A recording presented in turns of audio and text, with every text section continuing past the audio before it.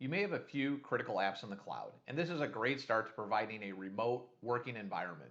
But most workers have all sorts of apps loaded on their desktop, so it becomes a bit more complicated than just telling users to go to Salesforce, Office 365, or whatever .com to do their job.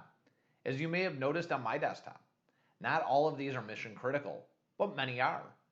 No matter what way you look at it, users need to be able to get their job done if a work from home program is going to continue driving your business forward. Today, I'm going to cover how to easily provide work from home access to your workforce across a diverse app environment. There are three primary goals to building out a great work from home plan. First is speed of delivering access to apps quickly so workers are up to speed and working ASAP. Second, scalability becomes a concern when providing multiple apps to hundreds or thousands of workers. Automation is key to granting, changing, and removing access on the fly. Third is security, which should be listed first, but somehow always gets pushed to the end. It is crucial for your company to know only the right people are accessing your precious assets. While it's a great vision to have secure, speedy, and scalable delivery to apps, there are some very real challenges. When work from home is implemented for business continuity, you will likely be relying on workers using personal equipment. There are going to be a lot of shared family laptops and desktops that will be questionably secure and stable at best. Educating your workforce on how to connect is going to be a big challenge.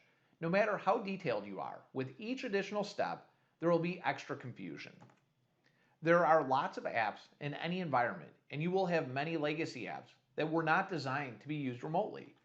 Confusion leads to increased demands on the help desk, and this is brutal as each call into support is going to be for unknown equipment, unknown internet connections, amongst other problems you won't even think of. While I mentioned security as a goal, it will become a very real challenge as you expose apps to the world.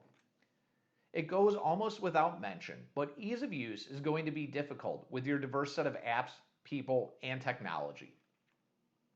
Fortunately, there is a light at the end of the tunnel that doesn't have to be a train coming at you.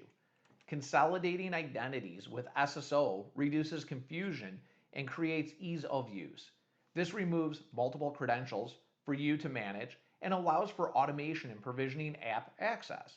Plus, your user does not need to remember multiple passwords and lets you implement self-service password reset.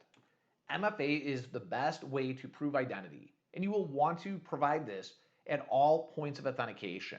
With a flexible platform, you can address the needs of your users by offering multiple types of authenticators, policy based on various conditions, and even access decisions based on risk. For your legacy on-prem apps, you will want to expose these to the internet, control who can access, and do this securely.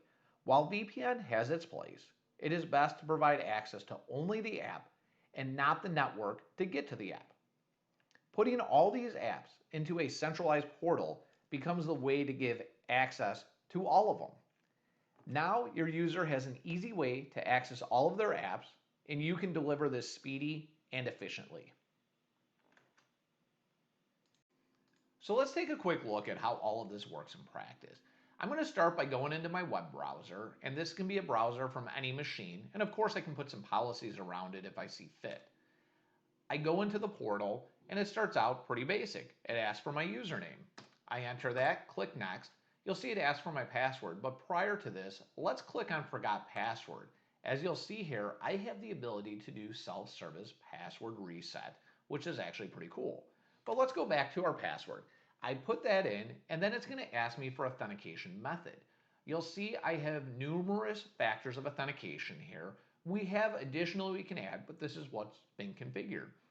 I'm going to start by choosing the mobile authenticator, and that's just an app on my phone that makes it very easy. I click next, and at this point it is asking me for a code. However, what has actually happened is a request got pushed down to my phone, as you see here. I click on that, and I have the ability to approve or deny this request. Before we do that, however, I do want to note that since we have an MDM capability on here and I've enrolled my phone, I also have access to all of my apps in a secure basis from my phone. But let's get back to MFA. I click on approve, It then asks for my fingerprint because we really want to make sure it is me, Brian Krause, logging in. I click on this, and then at this point, the app and the portal are communicating back and forth, and authentication has happened. Now I am in the portal. I have access to all of my apps. These are going to be cloud apps. These are going to be on-prem apps, and I can also add some personal apps. What's important here is I have a single portal.